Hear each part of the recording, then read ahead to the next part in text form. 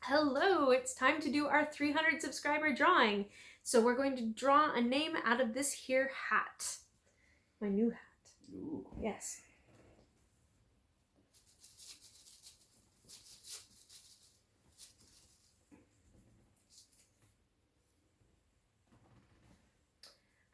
Snazzaroon! Snazzaroon, you are the lucky winner of this lovely wand. Ta-da! I will be contacting you to get the details on how to ship that out to you. So, honey, you want any more? No.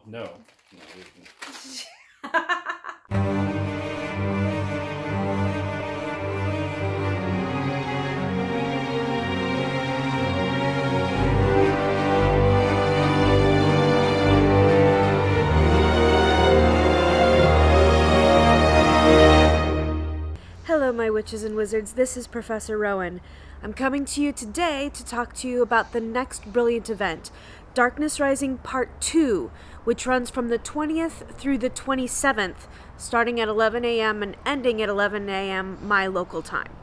For those of you who, like myself, had a bit of difficulty with the first part of this brilliant event, there is some good news. First off, I don't think there are any tasks that require you to get a particular amount of brilliant XP, which is very helpful considering that I don't even think Wolfie got past Quest 2 because of that requirement. The second piece of good news is that the Great Wizards Niantic and the Great Wizard WB have come together and cast a giant nerf spell across all of the brilliant Foundables, so the hit points will be reduced.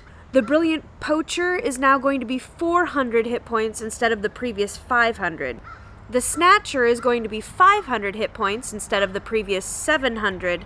And our new ones, the Brilliant Wizard and the Brilliant Witch, will be 400 and 500 respectively. Which is really good news for me, because I found it quite irritating that I can take down a dragon in 2-3 hits, but it was costing me an average of 7 to 8 spell energy to take down one singular Snatcher. Quite irritating. So I'm glad that that spell has been cast, and hopefully this will make this a little bit easier.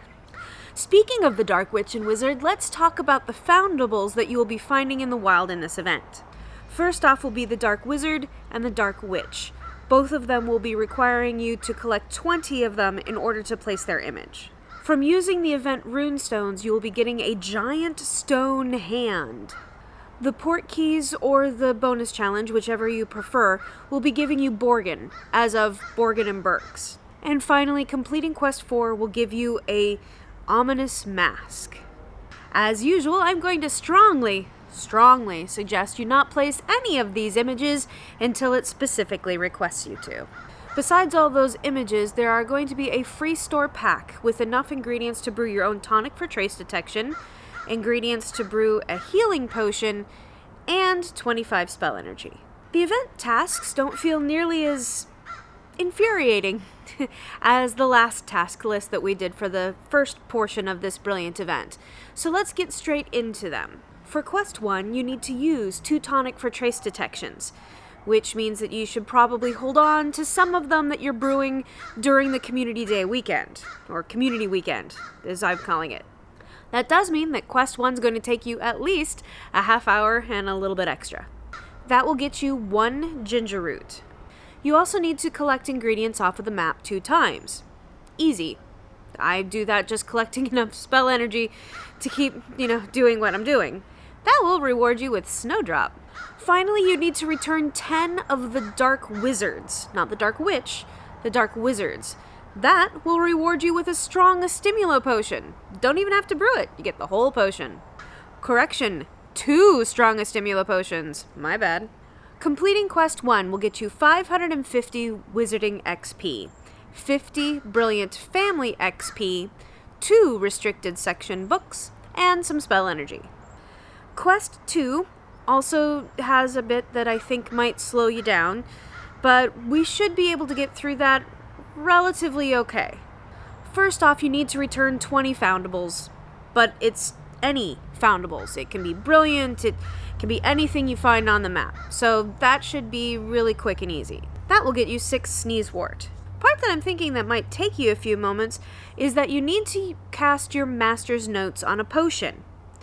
Not just once, but 5 times. Now, you can do this by brewing the 2 potions that they gave you the ingredients for.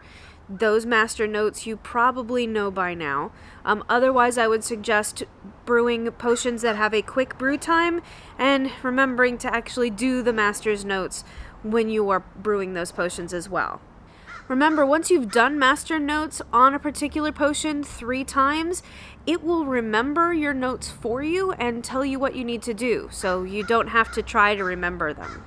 That will get you 2 Armadillo Vials. And finally, you need to collect 4 of the brilliant rune stones.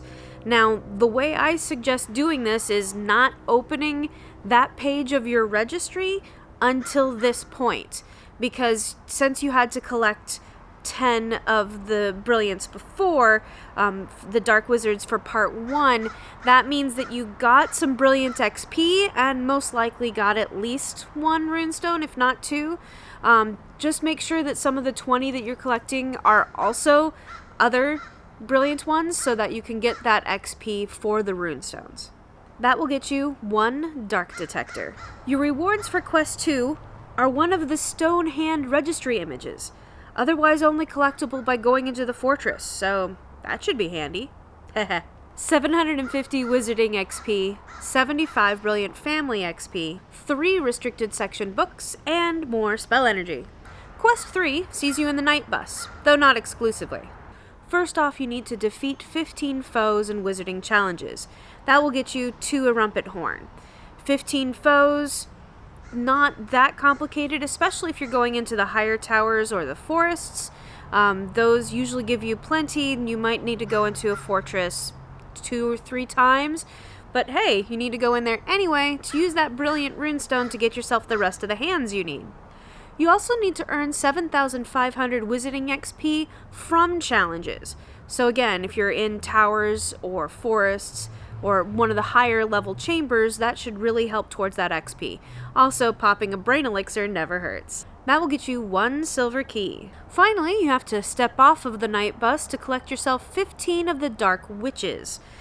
Those Dark Witches, again, are only found on the map. They're not going to be on the night bus. But those young ladies will collect you 10 Snowdrop.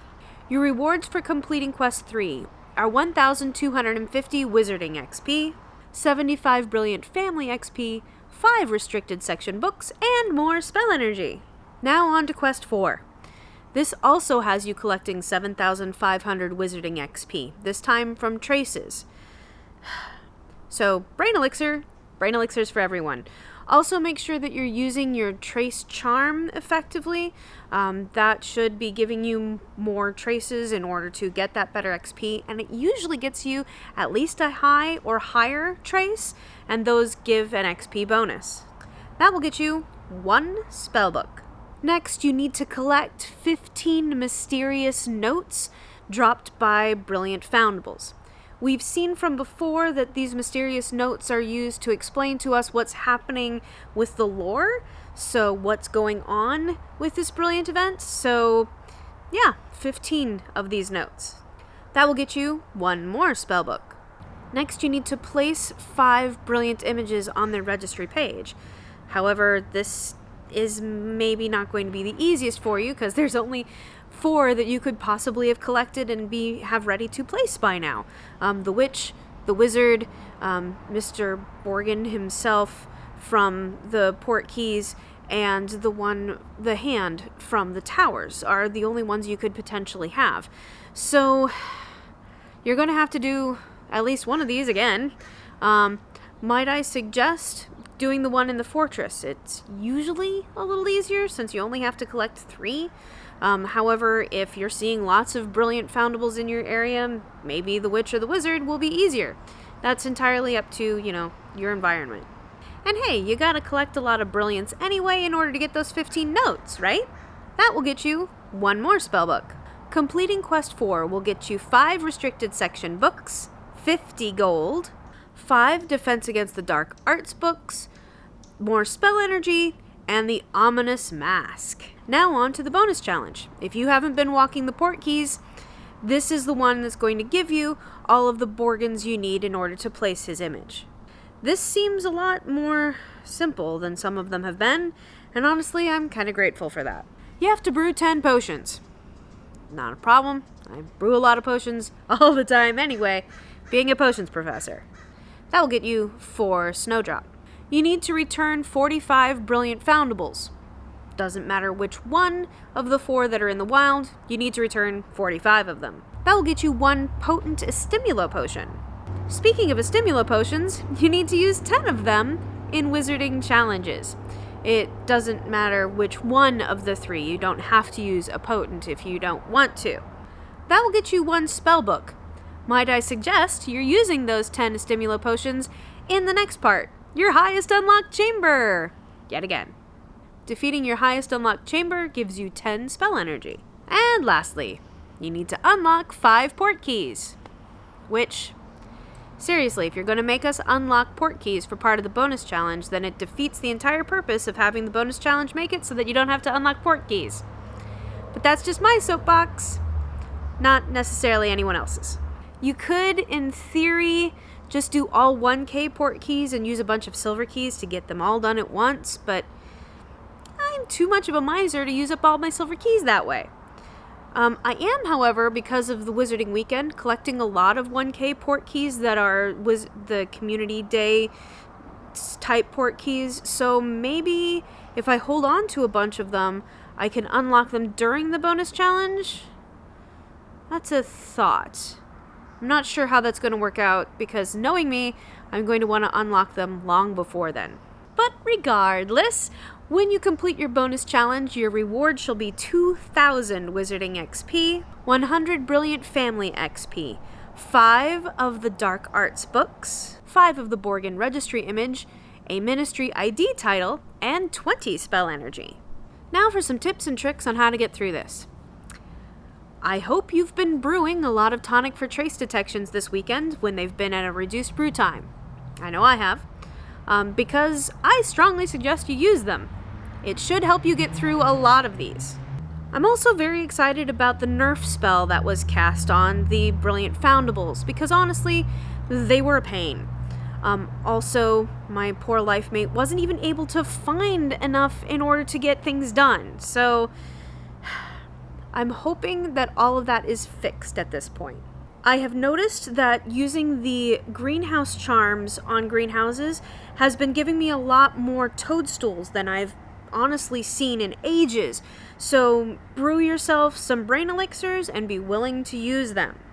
Also, as a reminder, when it says unlocking the Portkeys, that means finishing walking the Portkeys during that event. It's not when you open the Portkey and collect the things inside. But I think that's everything. What do you think? Do you have any ideas on how to get through this better, easier, faster? If so, please leave it in the comments below. If you find these videos helpful, please like, subscribe, share. It really does help us out. Thank you so much for helping us reach 300 subscribers, and I don't know who's won the drawing yet because we're actually physically going to do that live in about 10-15 minutes, so congratulations to whoever it was that won. Also, thank you to all of our patrons and our new patron. You guys make all of this crazy possible. I don't know why I slipped into an accent there. Oh well. In case you can't hear them, there is a flock of geese flying by, which reminds us that it's autumn and that Halloween is going to be quickly approaching. So please be safe, especially you black cat owners. Keep them indoors. Make sure to stay safe. So keep your eyes peeled, your ears open, and your wands ready.